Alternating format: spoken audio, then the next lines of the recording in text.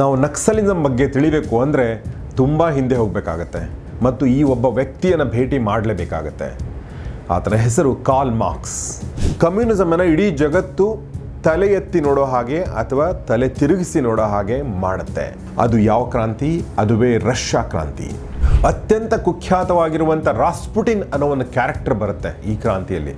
ಆತ ಯಾರು ಮತ್ತು ಆತನ ಗುಪ್ತಾಂಗವನ್ನು ಕತ್ತರಿಸಿ ಈಗಲೂ ಕೂಡ ಮ್ಯೂಸಿಯಂನಲ್ಲಿ ಇಟ್ಟಿದ್ದಾರೆ. ಇನ್ನೂ ಒಂದು ಸಿದ್ಧಾಂತ ಕೂಡ ಅದರ ಜೊತೆ ಸೇರ್ಪಡೆ ಆಗುತ್ತೆ. ಆ ಸಿದ್ಧಾಂತ ಯಾವುದು ಅಂದರೆ ಅದುವೇ ಲೆನಿನಿಸಂ ಸಿದ್ಧಾಂತ. ಒಂದು ಸನ್ ಯಾತ್ ಸೇನ್ ಸ್ಥಾಪನೆ ಮಾಡಿರುವಂಥ ಕುಮಿಂಟಾಂಗ್ ಅನ್ನುವಂಥ ಪಕ್ಷ ಅಥವಾ KMT ಪಕ್ಷ, ಇನ್ನೊಂದು ಕಮ್ಯುನಿಸ್ಟ್ ಪಾರ್ಟಿ ಆಫ್ ಚೀನಾ ಪಕ್ಷ. ಈ ಕಮ್ಯುನಿಸ್ಟ್ ಪಾರ್ಟಿ ಆಫ್ ಚೀನಾ ಅಂತ ನಾನೇನು ಹೇಳಿದೆ, ಇದುವೇ ಈಗಲೂ ಅಧಿಕಾರದಲ್ಲಿದೆ. ಆದರೆ ಈಗ ನಮ್ಮ ವಿಡಿಯೋದ ಪ್ರಮುಖ ಭಾಗ ನಕ್ಸಲಿಸಂ. ಅದಕ್ಕೆ ನಾವು ಬರ್ತಾ ಇದ್ದೀವಿ. ನಕ್ಸಲಿಸಂ ಅನ್ನೋದು ಏನು ಮತ್ತು ಭಾರತಕ್ಕೆ ಬಂದದ್ದು ಹೇಗೆ? ಬನ್ನಿ ಇದನ್ನು ನಾವು ತಿಳಿಯೋಣ.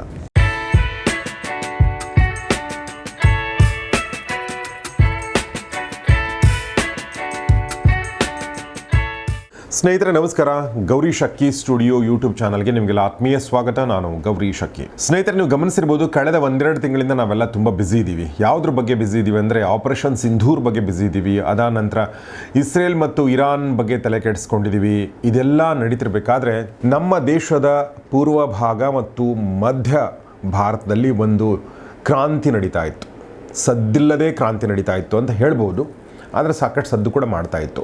ನಮ್ಮ ಗಮನ ಅದರ ಕಡೆ ಜಾಸ್ತಿ ಹೋಗಲಿಲ್ಲ. ಅದು ಯಾವುದು ಗೊತ್ತಾ? ಅದು ನಕ್ಸಲ್ ನಿರ್ಮೂಲನೆಯ ಕ್ರಾಂತಿ. ರೆಡ್ ಕಾರಿಡಾರ್ ಎಂದು ಕರೆಯಲಾಗುವ ಭಾರತದ ಪೂರ್ವ ಮತ್ತು ಮಧ್ಯ ಭಾರತದ ಛತ್ತೀಸ್ಗಢ, ಜಾರ್ಖಂಡ್, ಒಡಿಶಾ, ಬಿಹಾರ್ ಮತ್ತು ಪಶ್ಚಿಮ ಬಂಗಾಳ ಮತ್ತು ಮಧ್ಯಪ್ರದೇಶದ ಹಲವಾರು ಜಿಲ್ಲೆಗಳಲ್ಲಿ ನಿರಂತರವಾಗಿ ನಮ್ಮ ಸಶಸ್ತ್ರ ಪಡೆಗಳು, ಅರೆಸೇನಾ ಪಡೆಗಳು, ಪೊಲೀಸ್ ಪಡೆಗಳು ಕಾರ್ಯಾಚರಣೆ ನಡೆಸಿದವು. ಮತ್ತು 30 ಜಿಲ್ಲೆಗಳಲ್ಲಿದ್ದ ಈ ನಕ್ಸಲ್ವಾದಿಯ ಚಳವಳಿ ಅಥವಾ ಮಾವೋವಾದಿ ಚಳವಳಿಯ ಸಶಸ್ತ್ರ ಕ್ರಾಂತಿಯ ಪ್ರಭಾವವನ್ನು ಈಗ 18 ಜಿಲ್ಲೆಗಳಿಗೆ ಸೀಮಿತಗೊಳಿಸಲಾಗಿದೆ. ಮಾರ್ಚ್ 31, 2026 ವೇಳೆಗೆ, ಅಂದರೆ ಆಲ್ಮೋಸ್ಟ್ 1 ವರ್ಷ ಅಂತ ಅಂದ್ಕೊಳ್ಳಿ, ಈ ವೇಳೆಗೆ ಮಾವೋವಾದಿ ನಕ್ಸಲ್ ಚಳವಳಿಯನ್ನು ಸಂಪೂರ್ಣ ನಿರ್ಮೂಲನೆ ಮಾಡಲಾಗುವುದು ಅನ್ನೋ ಮಾತನ್ನು ಕೇಂದ್ರ ಗೃಹ ಸಚಿವ ಅಮಿತ್ ಶಾ ಹೇಳಿದ್ದಾರೆ. ಆ ಹಿನ್ನೆಲೆಯಲ್ಲಿ ಈ ಕಾರ್ಯಾಚರಣೆ ನಿರಂತರವಾಗಿ ಸಾಗ್ತಾ ಇದೆ. ಹಾಗೆ ನೋಡಿದರೆ ಕರ್ನಾಟಕ ರಾಜ್ಯವನ್ನು ಕೂಡ ಈ ನಕ್ಸಲ್ ಪ್ರಭಾವ ಬಿಟ್ಟಿಲ್ಲ. ನವೆಂಬರ್ 2024 ಕನ್ನಡ ಮಾಧ್ಯಮಗಳಲ್ಲಿ ಒಂದು ಬ್ರೇಕಿಂಗ್ ನ್ಯೂಸ್ ಬರುತ್ತೆ. ನೀವು ಗಮನಿಸಿರ್ತೀರ. ಉಡುಪಿಯ ಹೆಬ್ರಿ ಸಮೀಪದ ಕಬ್ಬಿನಾಲೆಯಲ್ಲಿ ನಕ್ಸಲ್ ಮುಖಂಡ ವಿಕ್ರಮ್ ಗೌಡ ಎನ್ಕೌಂಟರ್ಗೆ ಬಲಿ ಅಂತ. ನಂತರ ಜನವರಿ 2025 ನ್ಯಾಷನಲ್ ನ್ಯೂಸ್ ಚಾನೆಲ್ಗಳಲ್ಲಿ ಮತ್ತೊಂದು ಸುದ್ದಿ ಬರುತ್ತೆ. ಅದೇನೆಂದರೆ ಗರಿಯಾಬಂದ್ನಲ್ಲಿ 14 ನಕ್ಸಲರನ್ನ ಮತ್ತು ಇನ್ನೊಂದು ಪ್ರದೇಶದಲ್ಲಿ ಸುಮಾರು 12 ನಕ್ಸಲರನ್ನ ಹೊಡೆದು ಉರುಳಿಸಲಾಗಿದೆ. ಇದರ ಜೊತೆಗೆ ಏಪ್ರಿಲ್ 2025ರಲ್ಲಿ ನಕ್ಸಲ್ ಬೆಂಬಲಿಗರು ಬೆಚ್ಚಿ ಬೀಳಿಸುವ ಸುದ್ದಿ ಬರುತ್ತೆ. ಅದೇನೆಂದರೆ ಹಿಡಿದುಕೊಟ್ಟವರಿಗೆ 1 ಕೋಟಿ ರೂಪಾಯಿ ಬಹುಮಾನ ಅಂತ ಘೋಷಣೆ ಪಡೆದಿದ್ದ ನಕ್ಸಲ್ ಮುಖಂಡ ಪ್ರಯಾಗ್ ಮಾನ್ಸಿ ಸೇರಿದಂತೆ 8 ಮಂದಿಯ ಸಂಹಾರ ನಡೆಸಲಾಗಿದೆ ಅನ್ನೋದು. ಇದರ ಜೊತೆಗೇನೆ ನಕ್ಸಲ್ ಮುಖಂಡ ಬಸವರಾಜನನ್ನು ಕೂಡ ಕೊಲ್ಲಲಾಗಿದೆ. ಇದೇ ವರ್ಷ 300ಕ್ಕೂ ಹೆಚ್ಚು ನಕ್ಸಲರನ್ನ ಹೊಡೆದು ಉರುಳಿಸಲಾಗಿದೆ. ನಾವು ಈಗ ಪಿಡುಗು ಎಂದು ಕರೆಯುವ ಈ ನಕ್ಸಲಿಸಂ ಅಂದರೆ ಏನು? ಪ್ರಜಾಪ್ರಭುತ್ವದಲ್ಲಿ ಈ ಸಶಸ್ತ್ರ ಚಳವಳಿಗೆ ಸ್ಥಾನ ಇದೆಯಾ? ಇದು ಆರಂಭ ಆಗಿದ್ದು ಹೇಗೆ? ಯಾವ ಅನ್ಯಾಯದ ವಿರುದ್ಧ ಇದು ಶುರುವಾಯಿತು? ಯಾವ ದೇಶದಲ್ಲಿ ಶುರುವಾಯಿತು? ಭಾರತಕ್ಕೆ ಕಾಲಿಟ್ಟದ್ದು ಹೇಗೆ? ಇದರ ಉತ್ತುಂಗದ ದಿನಗಳು ಹೇಗಿದ್ದು? ಅದರ ಬರ್ಬರತೆ ಹೇಗಿತ್ತು? ಇದೆಲ್ಲವನ್ನು ನಾವು ತಿಳಿಬೇಕಾಗಿದೆ. ಆದಷ್ಟು ಸಿಂಪಲ್ ಆಗಿ ಈ ಸಿದ್ಧಾಂತವನ್ನು, ನಕ್ಸಲಿಸಂ ಸುತ್ತ ನಡೆದ ಘಟನೆಗಳನ್ನು, ಸಂಗತಿಗಳನ್ನ ಅರ್ಥ ಮಾಡಿಸಲು ಈ ವಿಡಿಯೋ ಮಾಡ್ತಾ ಇದ್ದೀವಿ. ಬನ್ನಿ ನೋಡೋಣ.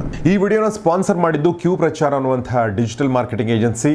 ಡಿಜಿಟಲ್ ಮಾರ್ಕೆಟಿಂಗ್ ಮಾಡಿಸ್ಬೇಕು ನಿಮ್ಮ ಬ್ರ್ಯಾಂಡ್ಗೆ, ನಿಮ್ಮ ಬಿಸ್ನೆಸ್ಗೆ, ಅಥವಾ ಪ್ರಮೋಷನ್ ಮಾಡಬೇಕು ನಿಮ್ಮ ಬಿಸ್ನೆಸ್ನ ಅನ್ನೋದು ನಿಮ್ಮ ಮನಸ್ಸಲ್ಲಿದ್ದರೆ ದಯವಿಟ್ಟು ಕ್ಯೂ ಪ್ರಚಾರ ಸಂಸ್ಥೆಯನ್ನು ನೀವು ಸಂಪರ್ಕಿಸಿ.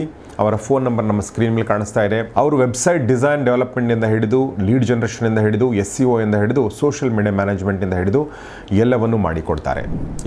ವಾಪಸ್ ನಮ್ಮ ವಿಡಿಯೋಗೆ ಬರೋದಾದರೆ, ನಾವು ನಕ್ಸಲಿಸಂ ಬಗ್ಗೆ ತಿಳಿಬೇಕು ಅಂದರೆ ತುಂಬ ಹಿಂದೆ ಹೋಗಬೇಕಾಗತ್ತೆ ಮತ್ತು ಈ ಒಬ್ಬ ವ್ಯಕ್ತಿಯನ್ನು ಭೇಟಿ ಮಾಡಲೇಬೇಕಾಗತ್ತೆ. ಆತನ ಹೆಸರು ಕಾರ್ಲ್ ಮಾರ್ಕ್ಸ್. ಇತಿಹಾಸದ ಪುಸ್ತಕಗಳಲ್ಲಿ ಈತನ ಹೆಸರು ಓದೇ ಇರ್ತೀರಾ, ಈತನ ಫೋಟೋ ನೋಡೇ ಇರ್ತೀರಾ. ಬೇಸಿಕಲಿ ಈತ ಒಬ್ಬ ಜರ್ಮನ್ ಪತ್ರಿಕೋದ್ಯಮಿ ಆಗಿರ್ತಾರೆ. ಆದರೆ ತಮ್ಮ ವಿಭಿನ್ನ ಅಥವಾ ಕ್ರಾಂತಿಕಾರಿ ರಾಜಕೀಯ ಮತ್ತು ಸಾಮಾಜಿಕ ವಿಚಾರಗಳಿಂದ ಈತ ತನ್ನ ದೇಶದಿಂದ ಗಡೀಪಾರಾಗ್ತಾನೆ. ಹಲವಾರು ದೇಶಗಳಿಂದ ಗಡೀಪಾರಾಗಬೇಕಾಗತ್ತೆ. ಅಂತಿಮವಾಗಿ ಈ ವ್ಯಕ್ತಿ ನೆಲೆಸೋದು ಲಂಡನ್ನಲ್ಲಿ. ಇಲ್ಲಿಯೇ ಇವರ ಬಹುಮುಖ್ಯ ಕೃತಿಗಳಾದ ದ ಕಮ್ಯುನಿಸ್ಟ್ ಮ್ಯಾನಿಫೆಸ್ಟೋ ಮತ್ತು ದಾಸ್ ಕ್ಯಾಪಿಟಲ್ ಅನ್ನು ಇವರು ಬರೀತಾರೆ. ಆದರೆ ಇವುಗಳನ್ನು ಇವರೊಬ್ಬರೇ ಬರೆದಿರಲಿಲ್ಲ. ಈ ಸಮಯದಲ್ಲಿ ಇವ್ರ ಜೊತೆಗೆ ಒಬ್ಬ ಜೊತೆಗಾರ ಇರ್ತಾರೆ. ಅವರ ಹೆಸರು ಫ್ರೆಡ್ರಿಕ್ ಎಂಗೆಲ್ಸ್ ಅಂತ. ಇವರ ಕೊಡುಗೆ ಕೂಡ ಈ ಪುಸ್ತಕಗಳಿಗೆ ಇದೆ. ಇವತ್ತು ನಾನು ಮಾತನಾಡಲು ಹೊರಟಿರುವಂಥ ನಕ್ಸಲಿಸಂ ತಿಳಿಬೇಕು ಅಂದರೆ ಮೊದಲು ಕಾರ್ಲ್ ಮಾರ್ಕ್ಸ್ ಅವರ ಈ ಒಂದು ಸಿದ್ಧಾಂತವನ್ನು ತಿಳಿಬೇಕು, ಅದುವೇ ಕಮ್ಯುನಿಸಂ. ಹಾಗಾದರೆ ಕಮ್ಯುನಿಸಂ ಅಂದ್ರೇನು?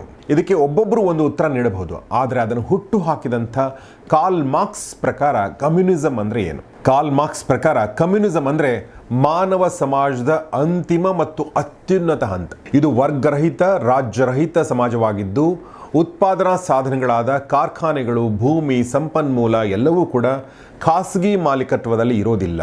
ಅಂದರೆ ಪ್ರೈವೇಟ್ ಇಂಡಿವಿಜುವಲ್ಸ್ ಅವರ ಹಕ್ಕಿನಲ್ಲಿ ಇರೋದಿಲ್ಲ. ಬದಲಾಗಿ ಇವೆಲ್ಲವೂ ಕೂಡ ಇಡೀ ಸಮಾಜದ ಸಾಮೂಹಿಕ ಒಡೆತನದಲ್ಲಿ ಇರುತ್ತೆ. ಒಟ್ಟಿನಲ್ಲಿ ಬಂಡವಾಳಶಾಹಿ ಕ್ಯಾಪಿಟಲಿಸಂ ವ್ಯವಸ್ಥೆ ವಿರುದ್ಧ ಹುಟ್ಟಿ ಬಂದ ಈ ಸಿದ್ಧಾಂತ ಕಮ್ಯುನಿಸಂ ಸಿದ್ಧಾಂತ. ಕಾರ್ಲ್ ಮಾರ್ಕ್ಸ್ ಅವರು ತಮ್ಮ ಪುಸ್ತಕ ಕಮ್ಯುನಿಸ್ಟ್ ಮ್ಯಾನಿಫೆಸ್ಟೋನಲ್ಲಿ ಈ ರೀತಿ ಹೇಳ್ತಾರೆ: ಇತಿಹಾಸದಲ್ಲಿ ಯಾವುದೇ ಹೋರಾಟಗಳು ನೋಡಿ, ಆ ಎಲ್ಲ ಹೋರಾಟಗಳು ವರ್ಗಗಳ ಹೋರಾಟಗಳೇ ಆಗಿವೆ. ವರ್ಗ ಸಂಘರ್ಷ ಆಗಿದೆ, ಕ್ಲಾಸ್ ಸ್ಟ್ರಗಲ್ ಆಗಿದೆ. ಆ ವರ್ಗಗಳು ಯಾವುವು ಹಾಗಾದರೆ? ಇದಕ್ಕೆ ಮಾರ್ಕ್ಸ್ ಉತ್ತರ ನೀಡ್ತಾರೆ: ಮಾನವ ಸಮಾಜ ವಿಭಿನ್ನ ರೀತಿಯ ಆರ್ಥಿಕ ಹಂತಗಳ ಮೂಲಕ ಸಾಗಿದೆ. ಅವುಗಳು ಯಾವುವು ಅಂದರೆ ಗುಲಾಮಗಿರಿ ಪದ್ಧತಿ ಇತ್ತು, ಉಳಿಗಮಾನ್ಯ ಪದ್ಧತಿ ಇತ್ತು, ಈಗ ಬಂಡವಾಳಶಾಹಿ ಪದ್ಧತಿ ಇದೆ. ಹೀಗೆ ಪ್ರತಿ ಹಂತಗಳಲ್ಲೂ ಎರಡು ವರ್ಗಗಳಿದ್ದು, ಒಂದು ಮಾಲಿಕ ವರ್ಗ, ಅವರಿಗೆ ಬೂರ್ಜುವಾ ಅಂತ ಕೂಡ ಕರೆಯಲಾಗುತ್ತೆ. ಇನ್ನೊಂದು ಕಾರ್ಮಿಕ ವರ್ಗ, ಅವ್ರನ್ನ ಪ್ರೊಲೆಟರೇಟ್ ಅಂತ ಕೂಡ ಕರೆಯಲಾಗುತ್ತೆ. ಈ ಮಾಲಿಕ ವರ್ಗದವರು ಎಲ್ಲ ಸಂಪನ್ಮೂಲಗಳನ್ನ ನಿಯಂತ್ರಿಸ್ತಾ ಇದ್ರು ಮತ್ತು ಈ ಕಾರ್ಮಿಕ ವರ್ಗದವರು ಶ್ರಮ ಪಡ್ತಾ ಇದ್ರು. ಇವರಿಬ್ಬರ ಮಧ್ಯೆ ಸಂಘರ್ಷ ನಡೀತಾನೆ ಬಂದಿದೆ. ಈ ಬಂಡವಾಳಶಾಹಿ ವ್ಯವಸ್ಥೆನ ಉರುಳಿಸಲು ಸಶಸ್ತ್ರ ಕ್ರಾಂತಿ ಅನಿವಾರ್ಯ ಅಂತ ಕಮ್ಯುನಿಸಂ ಪ್ರತಿಪಾದಿಸುತ್ತೆ. ಅಂದರೆ ಹಿಂಸೆಯ ಮೂಲಕ ನೀವು ಈ ಬಂಡವಾಳಶಾಹಿ ವ್ಯವಸ್ಥೆಯನ್ನು ಉರುಳಿಸಬೇಕು ಅನ್ನೋ ಮಾತನ್ನು ಅದು ಹೇಳುತ್ತೆ. ಈಗ ಒಂದ್ಸಲ ನೆನೆಸ್ಕೊಳ್ಳಿ, ನಮ್ಮ ಮಧ್ಯ ಭಾರತದಲ್ಲಿ ಮತ್ತು ಪೂರ್ವ ಭಾರತದಲ್ಲಿ ನಡೀತಿರುವಂಥ ನಕ್ಸಲ್ ಚಳುವಳಿಯನ್ನು. ಮತ್ತೊಮ್ಮೆ ನಾವು ನಕ್ಸಲಿಸಂ ಇತಿಹಾಸವನ್ನು ನೋಡೋದಾದರೆ 19ನೇ ಶತಮಾನದ ಉತ್ತರಾರ್ಧದಲ್ಲಿ ಆರಂಭವಾದ ಈ ಕಮ್ಯುನಿಸಂ ಸಿದ್ಧಾಂತ 20ನೇ ಶತಮಾನದ ಮೊದಲ ಭಾಗದವರೆಗೆ, ಆ ಕ್ರಾಂತಿ ನಡೆಯುವವರೆಗೂ ಅಷ್ಟೊಂದು ಖ್ಯಾತಿಯನ್ನು ಪಡೆದಿರಲಿಲ್ಲ, ಅಷ್ಟೊಂದು ಜನಮಾನಸದಲ್ಲಿ ಇಳಿದಿರಲಿಲ್ಲ. ಆದರೆ ಆ ಒಂದು ಕ್ರಾಂತಿ ಎಲ್ಲವನ್ನೂ ಬದಲಾಯಿಸುತ್ತೆ. ಕಮ್ಯುನಿಸಮನ್ನು ಇಡೀ ಜಗತ್ತು ತಲೆ ಎತ್ತಿ ನೋಡೋ ಹಾಗೆ ಅಥವಾ ತಲೆ ತಿರುಗಿಸಿ ನೋಡೋ ಹಾಗೆ ಮಾಡುತ್ತೆ. ಅದು ಯಾವ ಕ್ರಾಂತಿ? ಅದುವೇ ರಷ್ಯಾ ಕ್ರಾಂತಿ. 1917ರಲ್ಲಿ ನಡೆದ ರಷ್ಯನ್ ಕ್ರಾಂತಿ 21ನೇ ಶತಮಾನದ ಅತ್ಯಂತ ಮಹತ್ವದ ಘಟನೆಗಳಲ್ಲಿ ಒಂದಾಗಿದೆ. ಅಂದರೆ ಈ ಒಂದು ಕ್ರಾಂತಿ ನಡೆದು ಈಗ 100ಕ್ಕೂ ಹೆಚ್ಚು ವರ್ಷಗಳಾಗಿದೆ. ಇದು ಜಗತ್ತಿನ ರಾಜಕೀಯ ಭೂಪಟವನ್ನು ಬದಲಾಯಿಸುತ್ತೆ ಮತ್ತು ಕಮ್ಯುನಿಸಂ ಸಿದ್ಧಾಂತವನ್ನು ಅನುಷ್ಠಾನಗೊಳಿಸಿದ ಮೊದಲ ಪ್ರಮುಖ ಕ್ರಾಂತಿ ಇದಾಗಿದೆ. ರಷ್ಯಾವನ್ನು ಆ ಟೈಮ್ಗೆ ಯಾರು ಆಳ್ತಾ ಇದ್ರು ಅಂದರೆ ಝಾರ್ ಮನೆತನದ ರಾಜಪ್ರಭುತ್ವ ಆಳ್ತಾ ಇತ್ತು. ಅವ್ರನ್ನ ಝಾರ್ ಅಂತ ಕರೀತಾ ಇದ್ರು. ಈ ರಾಜಪ್ರಭುತ್ವವನ್ನು ಕೊನೆಗೊಳಿಸಿ ವಿಶ್ವದ ಮೊದಲ ಸಮಾಜವಾದಿ ಸೋಷಲಿಸ್ಟ್ ಅಥವಾ ಕಮ್ಯುನಿಸ್ಟ್ ರಾಜ್ಯವಾದ USSR ಸೋವಿಯತ್ ಒಕ್ಕೂಟ ಸ್ಥಾಪನೆ ಮಾಡಲು ಈ ಕ್ರಾಂತಿಯೇ ಕಾರಣ ಆಯಿತು. ಈ ಕಾಲಘಟ್ಟದಲ್ಲಿ ಅಂದರೆ ಈ ಟೈಮ್ನಲ್ಲಿ ಮಾರ್ಕ್ಸಿಸಂ ಜೊತೆಗೆ, ಅಂದರೆ ಕಾರ್ಲ್ ಮಾರ್ಕ್ಸ್ನ ಮಾರ್ಕ್ಸಿಸಂ ಜೊತೆಗೆ ಇನ್ನೂ ಒಂದು ಸಿದ್ಧಾಂತ ಕೂಡ ಅದರ ಜೊತೆ ಸೇರ್ಪಡೆ ಆಗುತ್ತೆ. ಆ ಸಿದ್ಧಾಂತ ಯಾವುದು ಅಂದರೆ ಅದುವೇ ಲೆನಿನಿಸಂ ಸಿದ್ಧಾಂತ ಅಥವಾ ಲೆನಿನ್ ಪ್ರಣೀತ ಸಿದ್ಧಾಂತ. ಅಂದರೆ ಕಾರ್ಲ್ ಮಾರ್ಕ್ಸ್ ಅವರ ಮೂಲ ಸಿದ್ಧಾಂತ ಮತ್ತು ರಷ್ಯನ್ ಕ್ರಾಂತಿಯ ಮುಂದಾಳತ್ವ ವಹಿಸಿದ್ದ ವ್ಲಾದಿಮಿರ್ ಲೆನಿನ್ ಎಂಬ ನಾಯಕನ ಮತ್ತೊಂದು ಸಿದ್ಧಾಂತ. ಹಾಗೆ ನೋಡಿದರೆ ಈ ಎರಡು ಸಿದ್ಧಾಂತಗಳು ಕಮ್ಯುನಿಸಂ ಸಿದ್ಧಾಂತಗಳೇ ಆಗಿವೆ. ಹಾಗಾದರೆ ಏನು ವ್ಯತ್ಯಾಸ ಅನ್ನೋ ಡೌಟ್ ನಿಮ್ಮ ಮನಸ್ಸಲ್ಲಿ ಬರಬಹುದು. ವ್ಯತ್ಯಾಸ ಕೇವಲ ಕೂದಲೆಳೆಯಷ್ಟು ಮಾತ್ರ ಇದೆ. ಅದು ಏನು ಅಂದರೆ, ಮೊದಲನೇದಾಗಿ ಕಾರ್ಲ್ ಮಾರ್ಕ್ಸ್ನ ಕಮ್ಯುನಿಸಂ ಅನ್ನು ನೋಡೋದಾದ್ರೆ ಇದು ಹೆಚ್ಚು ಕೈಗಾರಿಕೀಕರಣಗೊಂಡ, ಅಂದರೆ ಇಂಡಸ್ಟ್ರಿಯಲೈಸೇಷನ್ ಜಾಸ್ತಿ ಆದ ಬಂಡವಾಳಶಾಹಿ ದೇಶಗಳಲ್ಲಿ ಈ ಕ್ರಾಂತಿಯನ್ನು ಅವರು ನಿರೀಕ್ಷೆ ಮಾಡಿದ್ರು. ಹೀಗಾಗಿ ಅವರ ಸಿದ್ಧಾಂತ ಈ ಥರ ದೇಶಗಳಿಗೆ ಜಾಸ್ತಿ ಹೊಂದಿಕೆ ಆಗ್ತಾ ಇತ್ತು. ಆದರೆ ವ್ಲಾದಿಮಿರ್ ಲೆನಿನ್ ಹಿಂದುಳಿದ ಕೃಷಿ ಪ್ರಧಾನ ದೇಶಗಳಲ್ಲಿಯೂ, ಅಂದರೆ ಅಂದಿನ ರಷ್ಯಾದಂಥ ದೇಶಗಳಲ್ಲಿ ಕೂಡ ಇದೇ ಕ್ರಾಂತಿ ಸಾಧ್ಯ ಅನ್ನೋದನ್ನು ತೋರಿಸ್ಕೊಡ್ತಾರೆ. ಕಾರ್ಲ್ ಮಾರ್ಕ್ಸ್ ಅವರದು ಕಾರ್ಮಿಕ ವರ್ಗವು ಕ್ರಾಂತಿಯನ್ನು ಸ್ವಯಂ ಪ್ರೇರಿತವಾಗಿ ನಡೆಸುತ್ತೆ ಅಥವಾ ನಾಯಕನಿಲ್ಲದೆ ನಡೆಸುತ್ತೆ ಅಂತ ಭಾವಿಸಿದ್ರು. ಆದರೆ ಲೆನಿನ್ ಕ್ರಾಂತಿಯನ್ನು ಮುನ್ನಡೆಸಲು, ಕಾರ್ಮಿಕರನ್ನ ಸಂಘಟಿಸಲು ಮತ್ತು ಕ್ರಾಂತಿಯ ನಂತರ ಅಧಿಕಾರವನ್ನು ಹಿಡಿದಿಟ್ಟುಕೊಳ್ಳಲು ಒಂದು ಶಿಸ್ತುಬದ್ಧವಾದ ಕೇಂದ್ರೀಕೃತವಾದ ವ್ಯಾನ್ಗಾರ್ಡ್ ಪಾರ್ಟಿ, ಒಂದು ಪಕ್ಷ ಅಧಿಕಾರದಲ್ಲಿರಬೇಕು ಅನ್ನೋದನ್ನು ಪ್ರತಿಪಾದಿಸ್ತಾರೆ. ವ್ಯಾನ್ಗಾರ್ಡ್ ಪಾರ್ಟಿ ಅಂದರೆ ಚಳವಳಿಯನ್ನು ಮುನ್ನಡೆಸುವ ಮತ್ತು ಅದಾದ ನಂತರ ಅಧಿಕಾರದಲ್ಲಿರುವಂಥ ಪಕ್ಷ. ಇನ್ನು ಕಾರ್ಲ್ ಮಾರ್ಕ್ಸ್ ಅವರ ಸಿದ್ಧಾಂತದಲ್ಲಿ ಕ್ರಾಂತಿ ಮತ್ತು ಕಮ್ಯುನಿಸಂ ನಡುವೆ ಒಂದು ಹಂತ ಬರುತ್ತೆ. ಅದುವೇ ಪ್ರೊಲೆಟರಿಯೇಟ್ ಸರ್ವಾಧಿಕಾರ, ಅಂದರೆ ಸಂಪೂರ್ಣ ಅಧಿಕಾರ ಕಾರ್ಮಿಕ ವರ್ಗದವರ ಬಳಿ ಇರುತ್ತೆ. ಆದರೆ ಈ ಹಂತ ಅಲ್ಪಾವಧಿಯದ್ದು ಅಂತ ಮಾರ್ಕ್ಸ್ ಸೂಚಿಸ್ತಾರೆ. ಅಂದರೆ ಅಂತಿಮವಾಗಿ ಕಾರ್ಮಿಕ ವರ್ಗದವರ ಸರ್ವಾಧಿಕಾರ ಕೂಡ ಕೊನೆಗೊಂಡು ವರ್ಗರಹಿತ ಸಮಾಜ ಸೃಷ್ಟಿಯಾಗುತ್ತೆ ಅನ್ನೋ ಮಾತನ್ನು ಕಾರ್ಲ್ ಮಾರ್ಕ್ಸ್ ಹೇಳ್ತಾರೆ. ಲೆನಿನ್ ಏನು ಹೇಳ್ತಾರೆ ಅನ್ನೋದನ್ನು ಹೇಳೋಕ್ಕಿಂತ ಮುಂಚೆ ಸದ್ಗುರು ಒಂದು ವಿಡಿಯೋದಲ್ಲಿ ಈ ಬಗ್ಗೆ ಒಂದು ಮಾತನ್ನು ಹೇಳಿದ್ದಾರೆ. ಅದು ನಾನು ಸುಮ್ಮನೆ ನಿಮಗೆ ನೆನಪಿಸ್ತೀನಿ. ಕಾರ್ಲ್ ಮಾರ್ಕ್ಸ್ ತುಂಬ ಬುದ್ಧಿವಂತ ಆಗಿದ್ದ. ಆತನಿಗೆ ನಿಜವಾದ ಕಾಳಜಿ ಇತ್ತು ಮಾನವ ಸಮಾಜದ ಬಗ್ಗೆ. ಅಸಮಾನತೆ ವಿರುದ್ಧ ಆತನ ಮನಸ್ಸಿತ್ತು. ಆದರೆ ಒಂದು ಆತನಿಗೆ ಅರ್ಥ ಆಗಿರಲಿಲ್ಲ. ಅದು ಏನು ಅರ್ಥ ಆಗಿರಲಿಲ್ಲ ಅಂದರೆ ಮಾನವ ಸ್ವಭಾವ ಆತನಿಗೆ ಅರ್ಥ ಆಗಿರಲಿಲ್ಲ ಅಂತ ಅನ್ನೋ ಮಾತನ್ನು ಸದ್ಗುರು ಹೇಳ್ತಾರೆ. ಅದು ಮುಂದೆ ನಿಜ ಅಂತ ಗೊತ್ತಾಗುತ್ತೆ.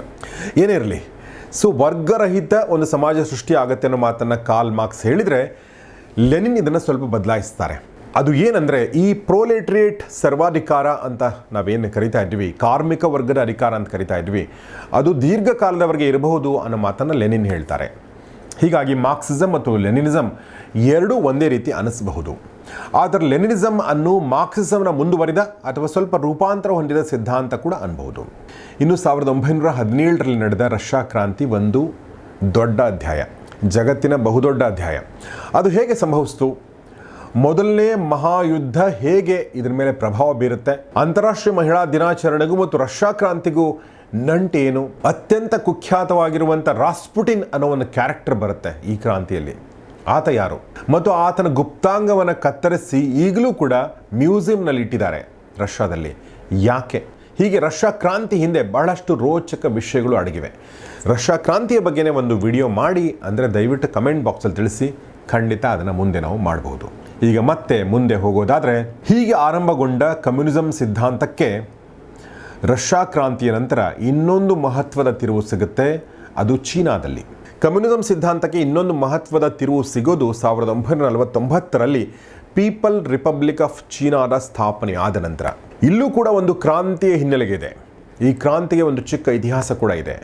1911ರಲ್ಲಿಯೇ ಈ ಕ್ರಾಂತಿ ನಡೆದದ್ದು, ಅಂದರೆ ರಷ್ಯಾ ಕ್ರಾಂತಿಗಿನ ಮುಂಚೆ. ಆದರೆ ಇದರ ಪ್ರಭಾವ ಕಾಣಿಸ್ಕೊಂಡದ್ದು ಸ್ವಲ್ಪ ಲೇಟಾಗಿ. ಆದರೆ ಒಂದನ್ನು ನೆನ್ಪಿಡಬೇಕು, ಈ ಒಂದು ಚೀನಾ ಕ್ರಾಂತಿ ಕಮ್ಯುನಿಸಂ ಕ್ರಾಂತಿ ಆಗಿರಲಿಲ್ಲ.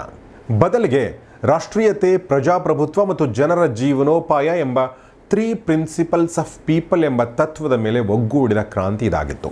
ಇದನ್ನು ಮುನ್ನಡೆಸಿದ್ದು ಸನ್ ಯಾತ್ಸೆನ್ ಎಂಬ ಕ್ರಾಂತಿಕಾರಿ. ಚೀನಾದಲ್ಲಿ 20ನೇ ಶತಮಾನದ ಆರಂಭದಲ್ಲಿ ಕೊನೆಯ ಸಾಮ್ರಾಜ್ಯಶಾಹಿ ರಾಜವಂಶ ಆಳ್ವಿಕೆ ನಡೆಸ್ತಾ ಇತ್ತು, ಕ್ವಿಂಗ್ ರಾಜವಂಶ ಅಥವಾ ಕಿಂಗ್ ರಾಜವಂಶ ಅಂತ.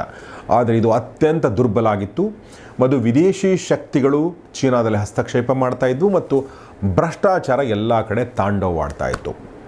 ಹೀಗಾಗಿ ಇದರ ವಿರುದ್ಧ ಕ್ರಾಂತಿಯ ಕಹಳೆ ಮೊಳಗುತ್ತೆ ಮತ್ತು 1911ರಲ್ಲಿ ಈ ರಾಜವಂಶ ಕೊನೆಯಾಗುತ್ತೆ. ಇದಾದ ನಂತರ ಸ್ಥಾಪನೆಯಾಗೋದು ರಿಪಬ್ಲಿಕ್ ಆಫ್ ಚೀನಾ. ಇದಾಗಿದ್ದು 1912ರಲ್ಲಿ. ಆದರೆ ಈ ಒಂದು ಗಣರಾಜ್ಯ ಅಷ್ಟೊಂದು ಶಕ್ತಿಶಾಲಿ ಆಗಿರಲಿಲ್ಲ. ಅದ್ರ ಜೊತೆಗೆ ಇನ್ನೊಂದು ಸಮಸ್ಯೆ ಕೂಡ ಶುರು ಆಗಿರುತ್ತೆ. ಆ ಸಮಸ್ಯೆ ಏನಂದರೆ, ವಾರ್ ಲಾರ್ಡ್ಗಳ ಆಳ್ವಿಕೆ ಅಲ್ಲಲ್ಲಿ ನಡೀತಾನೆ ಇರುತ್ತೆ. ಇದೇ ಸಂದರ್ಭದಲ್ಲಿ ಈ ವಾರ್ ಲಾರ್ಡ್ಗಳ ವಿರುದ್ಧ ಹೋರಾಡಲು 2 ರಾಜಕೀಯ ಪ್ರಮುಖ ಪಕ್ಷಗಳು ಒಂದಾಗ್ತವೆ. ಅವು ಯಾವುವು ಅಂದರೆ, ಒಂದು ಸನ್ ಯಾತ್ಸೆನ್ ಸ್ಥಾಪನೆ ಮಾಡಿರುವಂಥ ಕೋಮಿಟಾಂಗ್ ಅನ್ನುವಂಥ ಪಕ್ಷ ಅಥವಾ KMT ಪಕ್ಷ, ಇನ್ನೊಂದು ಕಮ್ಯುನಿಸ್ಟ್ ಪಾರ್ಟಿ ಆಫ್ ಚೀನಾ ಪಕ್ಷ. ಈ ಕಮ್ಯುನಿಸ್ಟ್ ಪಾರ್ಟಿ ಆಫ್ ಚೀನಾ ಅಂತ ನಾನೇನು ಹೇಳಿದೆ, ಇದುವೇ ಈಗಲೂ ಅಧಿಕಾರದಲ್ಲಿದೆ ಮತ್ತು ಈಗ ಕೇವಲ ಇದು ಒಂದೇ ಪಕ್ಷ ಇರೋದು ಚೀನಾದಲ್ಲಿ. ಯಾಕೆ ಅನ್ನೋದ್ರ ಬಗ್ಗೆ ಇನ್ನೊಂದು ಸಲ ಮಾತಾಡೋಣ. ಈ 2 ಪಕ್ಷಗಳು ಒಂದಾಗ್ತವೆ ವಾರ್ ಲಾರ್ಡ್ಗಳ ವಿರುದ್ಧ ಹೋರಾಟ ಮಾಡಲು. ಇದೇ ಸಂದರ್ಭದಲ್ಲಿ ಇನ್ನೂ ಒಂದು ಹೆಸರು ಇಲ್ಲಿ ಉದ್ಭವಿಸುತ್ತೆ. ಇವತ್ತು ನಾವು ಡಿಸ್ಕಸ್ ಮಾಡ್ತಿರುವಂಥ ನಕ್ಸಲಿಸಮ್ಗೂ ಮತ್ತು ಈ ಹೆಸರಿಗೂ ತುಂಬ ಸಂಬಂಧ ಇದೆ. ಆ ಹೆಸರು ಯಾವುದು ಅಂದರೆ ಮಾವೋಡ್ಯಾಂಗ್. ನಾವು ಕನ್ನಡದಲ್ಲಿ ಅದನ್ನು ಮಾವೋ ತ್ಸೆ ತುಂಗ್ ಅಂತ ಕೂಡ ಕರಿತೀವಿ. ಈ ಮಾವೋ ತ್ಸೆ ತುಂಗ್ ಬಗ್ಗೆ ನಮ್ಮ ಜ್ಞಾನಪೀಠ ಪ್ರಶಸ್ತಿ ವಿಜೇತರಾದ ಕವಿ ಚಂದ್ರಶೇಖರ್ ಕಂಬಾರ್ ಅವರು ಒಂದು ಹಾಡನ್ನು ಕೂಡ ಬರೆದಿದ್ದಾರೆ. ಆ ಹಾಡನ್ನು ಒಂದ್ಸಲ ಕೇಳ್ಬೋದು.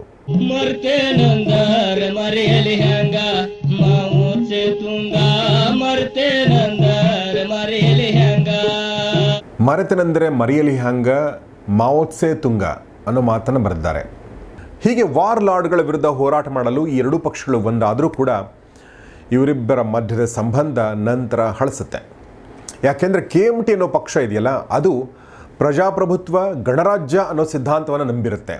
ಆದರೆ ಮಾವೋ ಝೆ ದಾಂಗ್ ನೇತೃತ್ವದ ಕಮ್ಯುನಿಸ್ಟ್ ಪಕ್ಷ ಕಾರ್ಮಿಕ ಸರ್ವಾಧಿಕಾರ, ಸಶಸ್ತ್ರ ಕ್ರಾಂತಿಯನ್ನು ಬೆಂಬಲಿಸುತ್ತೆ. ಒಂದು ಉತ್ತರ, ಇನ್ನೊಂದು ದಕ್ಷಿಣ ಅಂತ ಹೇಳ್ಬೋದು. ಹೀಗಾಗಿ 2 ಪಕ್ಷಗಳ ಮಧ್ಯೆ ಒಂದು ಸುದೀರ್ಘ ಸಂಘರ್ಷ ನಡೆಯುತ್ತೆ. ಆದರೆ ಮಾವೋಗೆ ಇದ್ದ ಬೆಂಬಲ ಅದು ಗ್ರಾಮೀಣ ಪ್ರದೇಶದ ರೈತರ ಬೆಂಬಲ. ಇದು ಒಂದು ದೊಡ್ಡ ಬಲ ಆಗಿತ್ತು. ಈ ಯುದ್ಧದಲ್ಲಿ KMT ನಾಯಕರು ಕಮ್ಯುನಿಸ್ಟ್ ಪಕ್ಷದಿಂದ ತಪ್ಪಿಸಿಕೊಂಡು ತೈವಾನ್ ದೇಶಕ್ಕೆ ಪಲಾಯನ ಮಾಡಬೇಕಾಗತ್ತೆ. ಇಂದಿನ ಚೀನಾ ಮತ್ತು ತೈವಾನ್ ಮಧ್ಯೆ ಇರುವಂತ ಒಂದು ಟೆನ್ಷನ್ಗೆ ಕೂಡ ಇದು ಕೂಡ ಕಾರಣ. ಅಂತೂ ಚೀನಾದಲ್ಲಿ 1949ರಲ್ಲಿ ಕಮ್ಯುನಿಸ್ಟ್ ಸೈನಿಕರು ದೇಶದ ಬಹುಭಾಗಗಳನ್ನ ವಶಪಡಿಸಿಕೊಳ್ತಾರೆ.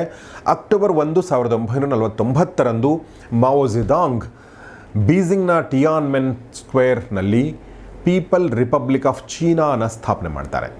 ಇದರಲ್ಲಿ ಕಮ್ಯುನಿಸಂನ ಮತ್ತೊಂದು ಟಿಸಿಲ್ ಹೊಡೆಯುತ್ತೆ ಮತ್ತು ಅದಕ್ಕೆ ಮಾವೋಯಿಸಮ್ ಅನ್ನೋ ಹೆಸರು ತನ್ನದಾಗಿಸಿಕೊಳ್ಳುತ್ತೆ. ಹಾಗಾದರೆ ಏನಿದು ಮಾವೋಯಿಸಮ್?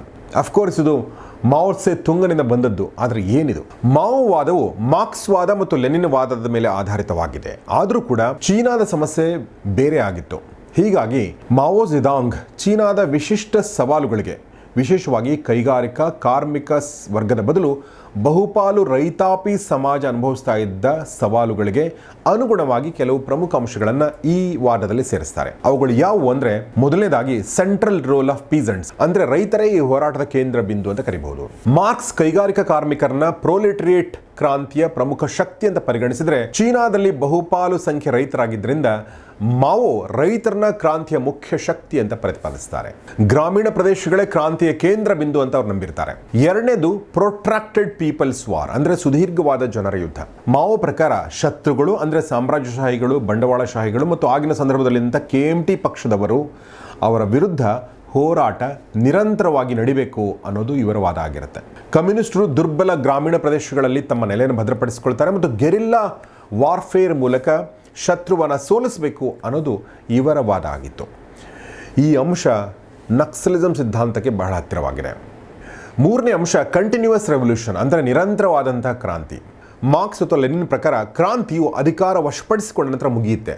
ಆದರೆ ಮಾವೋ ಪ್ರಕಾರ ಕ್ರಾಂತಿಯು ಅಧಿಕಾರ ವಶಪಡಿಸಿಕೊಂಡ ನಂತರ ಕೂಡ ಮುಗಿಯೋದಿಲ್ಲ. ಸೋಷಲಿಸ್ಟ್ ಸಮಾಜದಲ್ಲಿ ಬಂಡವಾಳಶಾಹಿ ಅಂಶಗಳು ಮತ್ತೆ ತಲೆ ಎತ್ತಾನೆ ಇರ್ತವೆ. ಹೀಗಾಗಿ ಕ್ಲಾಸ್ಗಳ ಮಧ್ಯೆ ಹೋರಾಟ ನಿರಂತರವಾಗಿರಬೇಕು, ಅಂದರೆ ಕಾಲ ಕಾಲಕ್ಕೆ ಹೊಸ ಕ್ರಾಂತಿಗಳು ನಡಿಬೇಕು ಅನ್ನೋದು ಅವರ ನಂಬಿಕೆಯಾಗಿತ್ತು. ಇನ್ನು ನಾಲ್ಕನೇ ಅಂಶ ಮಾಸ್ ಲೈನ್, ಅಂದರೆ ಕಮ್ಯುನಿಸ್ಟ್ ಪಕ್ಷ ಮತ್ತು ನಾಯಕತ್ವ ಜನಸಾಮಾನ್ಯರಿಂದ ನಿರಂತರವಾಗಿ ನಾವು ಕಲಿಬೇಕು, ಅವ್ರ ಜೊತೆಗೆ ನಿಕಟ ಸಂಪರ್ಕವನ್ನು ಇಟ್ಕೊಳ್ಬೇಕು ಅನ್ನೋ ಮಾತನ್ನು ಹೇಳುತ್ತೆ. ಸೊ ಇದು ಮಾವೋವಾದದ ಪ್ರಮುಖ ಅಂಶಗಳು. ಸ್ನೇಹಿತರೆ, ನಿಮಗೆ ಕಮ್ಯುನಿಸಂ ಸಿದ್ಧಾಂತ ಅಂದ್ರೇನು, ಮಾರ್ಕ್ಸಿಸಮ್ ಅಂದ್ರೇನು, ಲೆನಿನಿಸಮ್ ಅಂದ್ರೇನು, ಹಾಗೆ ಮಾವೋಯಿಸಮ್ ಅಂದ್ರೇನು ಅನ್ನೋದು ಈಗ ಅರ್ಥ ಆಗಿದೆ ಅಂತ ನಾನು ಭಾವಿಸ್ತೀನಿ. ಅತ್ಯಂತ ಸರಳವಾಗಿ ನಾನು ಹೇಳುವ ಪ್ರಯತ್ನವನ್ನು ಮಾಡಿದ್ದೀನಿ.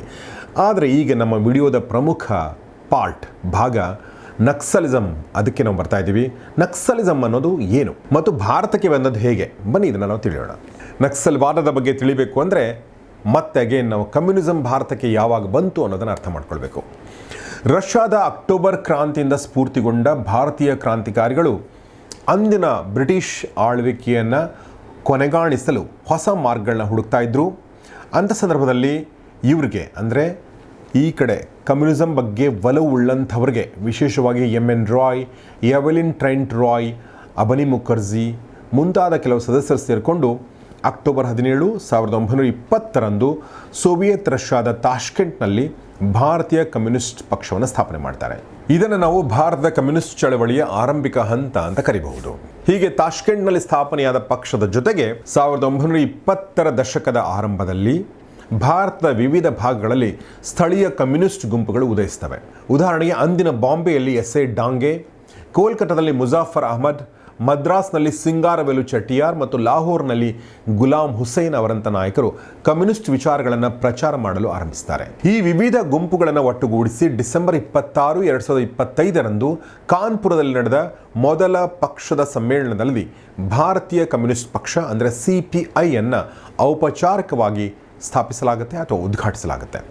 SV ಘಾಟೆಯವರು ಪಕ್ಷದ ಮೊದಲ ಪ್ರಧಾನ ಕಾರ್ಯದರ್ಶಿ ಆಗ್ತಾರೆ. ಆದರೆ ಈ ಒಂದು ಕಮ್ಯುನಿಸ್ಟ್ ಪಕ್ಷಕ್ಕೆ ಕಾಂಗ್ರೆಸ್ ಪಕ್ಷಕ್ಕೆ ದೊರೆತ ಬೆಂಬಲ ಆಗಲಿ ಜನಪ್ರಿಯತೆ ಆಗಲಿ ಸಿಗಲಿಲ್ಲ. ಸ್ವಾತಂತ್ರ್ಯ ಚಳವಳಿಯಲ್ಲಿ ಕೂಡ ಕಾಂಗ್ರೆಸ್ ಪಕ್ಷದಷ್ಟು ಬೆಳೆಯಲು CPIಗೆ ಆಗಲಿಲ್ಲ. ಸೊ ಅದಾದ ನಂತರ 1947ರಲ್ಲಿ ಭಾರತಕ್ಕೆ ಸ್ವಾತಂತ್ರ್ಯ ಬರುತ್ತೆ. CPI, CPIM ಪಕ್ಷಗಳು ಬೆಳೀತಾ ಇರ್ತವೆ. ಆದರೆ ಅಂಥ ಸಕ್ಸಸ್ಫುಲ್ ಪಕ್ಷಗಳಾಗಿ ಸ್ವಾತಂತ್ರ್ಯೋತ್ತರ ಭಾರತದಲ್ಲಿ ಬೆಳೆಯೋದಿಲ್ಲ, ಎಕ್ಸೆಪ್ಟ್ 2 ರಾಜ್ಯಗಳಲ್ಲಿ, ಒಂದು ಕೇರಳ, ಇನ್ನೊಂದು ಪಶ್ಚಿಮ ಬಂಗಾಳ. ಆದರೆ ಕಮ್ಯುನಿಸಂ ಸಿದ್ಧಾಂತ ಹೀಗೂ ಬದಲಾಗಬಹುದು ಅಂತ ತೋರಿಸಿದ್ದು 1967ನೇ ಇಸ್ವಿಯಲ್ಲಿ. ಇನ್ನೂ ಸ್ಪೆಸಿಫಿಕ್ ಆಗಿ ಹೇಳಬೇಕು ಅಂದರೆ ಮೇ 25, 1967ರಂದು, ಅಂದರೆ ಭಾರತಕ್ಕೆ ಸ್ವಾತಂತ್ರ್ಯ ಬಂದು 20 ವರ್ಷಗಳೇ ಕಳೆದಿರ್ತವೆ. ಪಶ್ಚಿಮ ಬಂಗಾಳದ ಡಾರ್ಜಿಲಿಂಗ್ ಜಿಲ್ಲೆಯ ಆ ಒಂದು ಗ್ರಾಮದಿಂದ ಈ ಚಳವಳಿ ಶುರುವಾಗುತ್ತೆ. ಯಾವ ಚಳವಳಿ? ಅದುವೇ ನಕ್ಸಲಿಸಮ್ ಅನ್ನೋ ಚಳವಳಿ. ಈ ಚಳವಳಿಗೆ ನಕ್ಸಲಿಸಮ್ ಹೆಸರು ಬಂದದ್ದು ಹೇಗೆ ಅಂದರೆ, ಈ ಚಳವಳಿ ಶುರುವಾದ ಗ್ರಾಮದ ಹೆಸರೇ ನಕ್ಸಲ್ ಬಾರಿ ಅಂತ. ಹಾಗಾದರೆ ನಮಗೆ ಮುಂದೆ ಬರುವಂಥ ಪ್ರಶ್ನೆ, ಯಾಕೆ ಈ ನಕ್ಸಲಿಸಮ್ ಹುಟ್ಕೊಳ್ತು? ಯಾರು ಇದಕ್ಕೆ ಕಾರಣ? ನಕ್ಸಲಿಸಮ್ಗೂ ಮತ್ತು ಉಳಿದ 3 ಸಿದ್ಧಾಂತಗಳಾದ ಮಾರ್ಕ್ಸಿಸಮ್, ಲೆನಿನಿಸಮ್ ಮತ್ತು ಮಾವೋಯಿಸಮ್ಗೂ ಏನು ವ್ಯತ್ಯಾಸ? ಬನ್ನಿ ನೋಡೋಣ. ನಕ್ಸಲಿಸಮ್ ಹೇಗೆ ಶುರುವಾಯಿತು ಅಂತ ನೋಡೋ ಮೊದಲು ಅಂದಿನ ಪಶ್ಚಿಮ ಬಂಗಾಳ ಅಂದರೆ ಸ್ವಾತಂತ್ರ್ಯೋತ್ತರ ಪಶ್ಚಿಮ ಬಂಗಾಳ ಹೇಗಿತ್ತು ಅನ್ನೋದನ್ನು ನಾವು ಅರ್ಥ ಮಾಡ್ಕೊಳ್ಬೇಕು. ಬಂಗಾಳ ಪ್ರಾಂತ್ಯದಲ್ಲಿ ಒಂದು ಶೋಷಣೆಯ ಪದ್ಧತಿ ಶತಮಾನಗಳಿಂದ ಜಾರಿಯಲ್ಲಿತ್ತು. ಅದುವೇ ಜಮೀನ್ದಾರಿ ಪದ್ಧತಿ. ಈ ಪದ್ಧತಿ ಬಹಳ ಹಿಂದಿನ ಕಾಲದಿಂದಲೂ ಭಾರತದ ಹಲವು ಭಾಗಗಳಲ್ಲಿ ತನ್ನ ಪ್ರಾಬಲ್ಯವನ್ನು ತೋರಿಸ್ತಾ ಇತ್ತು. ಆದರೆ ಬ್ರಿಟಿಷರು ಬಂದ ನಂತರ ಜಮೀನ್ದಾರರ ಬಲ ಮತ್ತಷ್ಟು ಹೆಚ್ಚಿತ್ತು. ಹೇಗೆ ಅಂದರೆ, ಜಮೀನ್ದಾರಿ ಪದ್ಧತಿ ಎಂಬ ಒಂದು ಅಮಾನವೀಯ ವ್ಯವಸ್ಥೆಯನ್ನು 1793ರಲ್ಲಿ ಬ್ರಿಟಿಷ್ ಭಾರತದಲ್ಲಿ ಪರ್ಮನೆಂಟ್ ಸೆಟಲ್ಮೆಂಟ್ ಅನ್ನೋ ಹೆಸರಿನಲ್ಲಿ ಪರಿಚಯಿಸಲಾಗುತ್ತೆ. ಒಂದು ರೀತಿಯಿಂದ ಇದು ಆ ಒಂದು ವ್ಯವಸ್ಥೆಯನ್ನು ಅಥವಾ ಪದ್ಧತಿಯನ್ನು ಸಿಸ್ಟಮ್ಯಾಟಿಕ್ ಆಗಿ ಅಥವಾ ವ್ಯವಸ್ಥೀಕರಣಗೊಳಿಸೋದು. ಈ ಮೂಲಕ ತೆರಿಗೆ ಸಂಗ್ರಹ ಮಾಡುವ ಹೊಸ ಅಧಿಕಾರ ಜಮೀನ್ದಾರರಿಗೆ ಸಿಕ್ಕಿರುತ್ತೆ. ಆ ಕಾಯ್ದೆ ಪ್ರಕಾರ ಒಂದು ನಿರ್ದಿಷ್ಟ ಅಮೌಂಟನ್ನು ಬ್ರಿಟಿಷರಿಗೆ ವಾರ್ಷಿಕವಾಗಿ ಜಮೀನ್ದಾರರು ರೈತರಿಂದ ವಸೂಲಿ ಮಾಡಿ ಕಟ್ಟಬೇಕಾಗುತ್ತೆ. ಉದಾಹರಣೆಗೆ, ಒಬ್ಬ ಜಮೀನ್ದಾರ ಬ್ರಿಟಿಷರ ಬಳಿ ಒಂದು ವರ್ಷಕ್ಕೆ ರೈತರಿಂದ 10,000 ರೂಪಾಯಿ ತೆರಿಗೆ ವಸೂಲಿ ಮಾಡಿ ಕೊಡ್ತೀನಿ ಅಂತ ಒಪ್ಪಿಗೆ ಪತ್ರ ಪಡೆದುಕೊಂಡು ಬಂದಿರ್ತಾನೆ. ಇದು ಖಾಯಂ ತೆರಿಗೆ ಆಗಿರುತ್ತೆ. ಆದರೆ ಜಮೀನುದಾರ 10,000ಕ್ಕಿಂತ ಹೆಚ್ಚು ತೆರಿಗೆ ವಸೂಲಿ ಮಾಡಿದರೂ ಕಟ್ಟಬೇಕಾಗಿರೋದು ಕೇವಲ 10,000 ಮಾತ್ರ. ಉಳಿದದೆಲ್ಲ ಆತನಿಗೆ ಸಿಗ್ತಾ ಇತ್ತು. ಒಂದು ರೀತಿಯಿಂದ ಲಾಭ. ಇನ್ನೂ ಆತನ ಅದೃಷ್ಟಕ್ಕೆ ಆ ವರ್ಷ ಬೆಳೆ ತುಂಬ ಚೆನ್ನಾಗಿ ಬಂತು ಅಂತ ಅನ್ಕೊಳ್ಳೋಣ. ಆ ವರ್ಷ ಜಮೀನ್ದಾರ 10,000 ಬದಲಾಗಿ 15,000 ತೆರಿಗೆ ವಸೂಲಿ ಮಾಡೋದು ಅನ್ಕೊಳ್ಳಿ. ಆದರೂ 10,000 ಅಷ್ಟೇ ಕಟ್ಟಬೇಕಾಗಿರುತ್ತೆ. ಹಾಗೆ ನೋಡಿದರೆ ಈ ತೆರಿಗೆ ವ್ಯವಸ್ಥೆ ಬ್ರಿಟಿಷರಿಗೆ ಒಂದು ನಿರಂತರವಾಗಿ ಇನ್ಕಮ್ ಬರುವಂಥ ಒಂದು ವ್ಯವಸ್ಥೆ ಆಗಿತ್ತು. ಆದರೆ ಇದು ಒಂದು ಶೋಷಣೆಯ ಆರಂಭ ಆಗಿತ್ತು. ಮೊದಲನೇ ಕಾರಣ ಏನು ಅಂತಂದರೆ, ಬೆಳೆ ಬರದೇ ಇದ್ರೂ ಕೂಡ ರೈತರು ಹಣವನ್ನು ಕಟ್ಟಲೇಬೇಕು, ತೆರಿಗೆನ ಕಟ್ಟಲೇಬೇಕು ಅನ್ನುವಂಥ ವ್ಯವಸ್ಥೆ ಇದಾಗಿತ್ತು. ಎರಡನೇದಾಗಿ, ಬಡ ರೈತರ ಚರ್ಮ ಸುಲಿಯಲು ಜಮೀನ್ದಾರರಿಗೆ ಒಂದು ಕೋರೆ ಹಲ್ಲನ್ನು ಕೊಟ್ಟ ಹಾಗಾಗಿತ್ತು ಈ ವ್ಯವಸ್ಥೆಯಿಂದ. ಹೀಗಾಗಿ ಹೆಚ್ಚಿನ ತೆರಿಗೆಗಳಿಂದ ರೈತರು ಬಡವರಾಗ್ತಾ ಹೋಗ್ತಾರೆ. ಯಾಕೆಂದರೆ ಬೆಳೆ ಬರಲಿ ಬಿಡಲಿ ತೆರಿಗೆಗಳನ್ನ ಅವರು ಕಟ್ಟಲೇಬೇಕಾಗಿತ್ತು. ಇಲ್ಲವಾದರೆ ಜಮೀನು ಕಳೆದುಕೊಳ್ಬೇಕಾಗಿತ್ತು. ಈ ವ್ಯವಸ್ಥೆಯಿಂದಾಗಿ ಪಶ್ಚಿಮ ಬಂಗಾಳದಲ್ಲಿ ಜಮೀನ್ದಾರರು ಸೃಷ್ಟಿಯಾಗ್ತಾ ಹೋಗ್ತಾರೆ. ಜೊತೆಗೆ ಸಹಸ್ರಾರು ಬಡ ರೈತರು, ಗೇಣಿ ರೈತರು ಮತ್ತು ಭೂರಹಿತ ಕೃಷಿ ಕಾರ್ಮಿಕರನ್ನು ಈ ವ್ಯವಸ್ಥೆ ಸೃಷ್ಟಿ ಮಾಡ್ತಾ ಹೋಗುತ್ತೆ. ಅಂದರೆ ಒಂದು ಅತ್ಯಂತ ಶ್ರೀಮಂತ ವರ್ಗ, ಇನ್ನೊಂದು ಅತ್ಯಂತ ಬಡ ವರ್ಗ. ಆದರೆ ಸ್ವಾತಂತ್ರ್ಯ ಸಿಕ್ಕ ನಂತರ ಈ ಜಮೀನ್ದಾರಿ ಪದ್ಧತಿಗೆ ಬ್ರೇಕ್ ಬೀಳುತ್ತಾ? ಸ್ವಾತಂತ್ರ್ಯ ಸಿಕ್ಕ ನಂತರ ಭಾರತ ಸರ್ಕಾರ ಜಮೀನ್ದಾರಿ ಪದ್ಧತಿಯನ್ನು ರದ್ದುಪಡಿಸಲು ಮತ್ತು ಭೂ ಸುಧಾರಣೆಯನ್ನು ಜಾರಿಗೆ ತರಲು ಪ್ರಯತ್ನಿಸುತ್ತೆ. ಪಶ್ಚಿಮ ಬಂಗಾಳದಲ್ಲಿ 1950ರ ದಶಕದಲ್ಲಿ ಹಲವು ಭೂ ಸುಧಾರಣಾ ಕಾಯ್ದೆಗಳನ್ನ ಜಾರಿಗೆ ತರಲಾಗುತ್ತೆ. ಆದರೆ ಈ ಕಾಯ್ದೆಗಳು ಕೇವಲ ಕಾಗದದ ಮೇಲೆ ಮಾತ್ರ ಜಾರಿಗೆ ಬರ್ತವೆ. ಜಮೀನ್ದಾರರು ಮತ್ತು ದೊಡ್ಡ ಭೂಮಾಲೀಕರು ಕಾನೂನಲ್ಲಿರುವಂಥ ಲೋಪದೋಷಗಳನ್ನು ಬಳಸಿಕೊಂಡು ತಮ್ಮ ಭೂಮಿಯನ್ನು ತಮ್ಮ ಕುಟುಂಬದ ಸದಸ್ಯರ ಹೆಸರಿಗೆ ವರ್ಗಾಯಿಸ್ತಾರೆ, ಅಥವಾ ಧಾರ್ಮಿಕ ಟ್ರಸ್ಟ್ಗಳನ್ನ ರಚನೆ ಮಾಡಿಕೊಂಡು ಅದಕ್ಕೆ ಆ ಭೂಮಿಯನ್ನು ಕೊಡ್ತಾರೆ, ಅಥವಾ ಬಡ ರೈತರನ್ನ ಭೂಮಿಯಿಂದ ಒಕ್ಕಲೆಬ್ಬಿಸುವಂಥ ವಿಧಾನಗಳ ಮೂಲಕ ಕಾನೂನಿನಿಂದ ತಪ್ಪಿಸಿಕೊಳ್ತಾರೆ. ಇದರ ಪರಿಣಾಮವಾಗಿ ಏನಾಗುತ್ತೆ ಅಂದರೆ, ಜಮೀನ್ದಾರಿ ಪದ್ಧತಿ ರದ್ದಾದ ನಂತರ ಕೂಡ ಗ್ರಾಮೀಣ ಪ್ರದೇಶದಲ್ಲಿ ಭೂಮಿಯ ಮಾಲೀಕತ್ವದಲ್ಲಿನ ಅಸಮಾನತೆ ಹಾಗೇ ಮುಂದುವರಿಯುತ್ತೆ. ಭೂಮಿ ಇಲ್ಲದ ರೈತರು, ಗೇಣಿದಾರರು ಮತ್ತು ಆದಿವಾಸಿಗಳ ಸ್ಥಿತಿಗತಿ ಮತ್ತಷ್ಟು ಹದಗೆಡ್ತಾ ಹೋಗುತ್ತೆ. ಅವರ ಹತಾಶೆ ಕೂಡ ಹೆಚ್ಚಾಗ್ತಾ ಹೋಗುತ್ತೆ. ಹಾಗಾದರೆ ನಕ್ಸಲಿಸಮ್ ಅನ್ನುವಂಥ ಒಂದು ಭಯಂಕರ ಚಟುವಟಿಕೆಗೆ ಈ ಒಂದು ತಾರತಮ್ಯ ಹೇಗೆ ಕಿಚ್ಚು ಹೊತ್ತಿಸ್ತು? ಬನ್ನಿ ನೋಡೋಣ. ನಕ್ಸಲ್ ಬಾರಿ ಪ್ರದೇಶದಲ್ಲಿ ಭೂಮಾಲೀಕರಿಂದ ತೀವ್ರ ಶೋಷಣೆ ನಡೀತಾ ಇತ್ತು. ರೈತರದು ಮತ್ತು ಭೂಮಿ ಇಲ್ಲದ ಕಾರ್ಮಿಕರದ್ದು. ಆದಿವಾಸಿ ಸಮುದಾಯಗಳು, ವಿಶೇಷವಾಗಿ ಸಂತಾಲರು, ಶತಮಾನಗಳಿಂದ ಭೂಮಾಲೀಕರು ಮತ್ತು ಸಾಲದಾತರಿಂದ ಅಂದರೆ ಸಾಲ ಕೊಟ್ಟವರಿಂದ ಶೋಷಣೆಗೆ ಒಳಗಾಗಿರ್ತಾರೆ. ಆ ಸಂದರ್ಭದಲ್ಲಿ ಕಾನೂನುಗಳಿದ್ರೂ ಕೂಡ ಆದಿವಾಸಿಗಳ ಭೂಮಿಯನ್ನು ಅಕ್ರಮವಾಗಿ ವಶಪಡಿಸಿಕೊಳ್ಳೋದು ಸಾಮಾನ್ಯ ಸಂಗತಿಯಾಗಿರುತ್ತೆ. ಈ ಒಂದು ಸಮಯದಲ್ಲಿ ಕೇಳಿಬರುವ ಒಂದು ಹೆಸರೇ ಬಿಗುಲ್ ಕಿಸಾನ್. ಯಾರು ಈತ? ನಕ್ಸಲ್ ಕ್ರಾಂತಿಗೂ ಈತನಿಗೂ ಏನು ಸಂಬಂಧ? ಅದು ಮಾರ್ಚ್ 1967. ನಕ್ಸಲ್ ಬಾರಿಯ ಕೆಲವು ರೈತ ಕಾರ್ಮಿಕರು ಜೋತಿದಾರ್ ಅಂದರೆ ಭೂಮಾಲೀಕನಿಂದ ಭೂಮಿಯನ್ನು ವಶಪಡಿಸಿಕೊಂಡು ಕ್ರಾಂತಿಯ ಬೀಜವನ್ನು ಬಿತ್ತಾರೆ. ಇದಾದ ನಂತರ ಮೇ 23, 1967ರಂದು ಬೆಗುಲ್ ಕಿಸಾನ್ ಎಂಬ ಆದಿವಾಸಿ ಗೇಣಿದಾರ ರೈತ ನ್ಯಾಯಾಲಯದ ಆದೇಶದ ಮೇರೆಗೆ ತಾನು ಉಳುಮೆ ಮಾಡ್ತಾ ಇದ್ದ ಜಮೀನಿನಲ್ಲಿ ಕೆಲಸ ಮಾಡ್ತಿದ್ದಾಗ ಒಂದು ಘಟನೆ ನಡೆಯುತ್ತೆ. ಆ ಘಟನೆ ಏನು ಅಂದರೆ, ಆ ಜಮೀನಿನ ಹಿಂದಿನ ಭೂಮಾಲೀಕರ ಗುಂಪು ಆತನ ಮೇಲೆ ಅತ್ಯಂತ ಕ್ರೂರವಾಗಿ ಬರ್ಬರವಾಗಿ ಹಲ್ಲೆ ನಡೆಸುತ್ತೆ. ಎಲ್ಲೋ ಒಂದು ಕಡೆ ಸಣ್ಣ ಕಿಡಿಯಾಗಿದ್ದ ಕ್ರಾಂತಿಯನ್ನು ಬೆಂಕಿಯಾಗಿ ಪರಿವರ್ತಿಸಿದ್ದು ಈ ಘಟನೆ. ಆದಿವಾಸಿ ಮತ್ತು ಬಡ ರೈತ ಸಮುದಾಯಗಳಲ್ಲಿ ಇದು ತೀವ್ರ ಆಕ್ರೋಶವನ್ನು ಹುಟ್ಟುಹಾಕುತ್ತೆ.